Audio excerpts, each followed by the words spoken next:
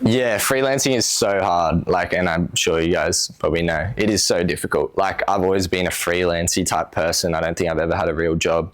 And if I have had a real job, I wasn't in it for very long. I was probably 6 months, a year, and it would be a lot of skill building. And I was like, I don't want to be working for these guys forever.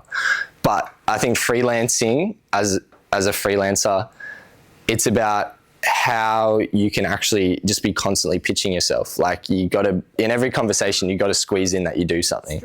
If you go into the shop and you start talking to someone, you got to squeeze in that you're a freelancer. Like, and it's fun because that's your passion and you want to share it. You know, being a freelancer, yeah, always pitching yourself.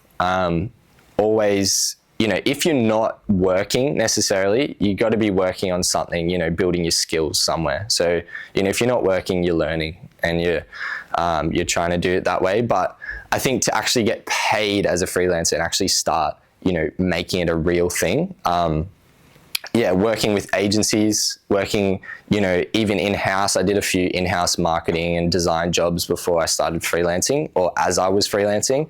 So even doing like 1-2 days a week in, like, you know, somewhere like an office or something more corporate, I think that's an awesome way to kind of start out, because you can, you know, learn the skills that, you know, a client might want. You might not be getting paid as much as you were as a freelancer, but you can, you know, build those skills and kind of, you know, sit there and figure out, if you are in-house, you can really know your client and know your boss, which is awesome. You can kind of just, like, you know everything that they love and just build out how you do your thing with how they want to see it.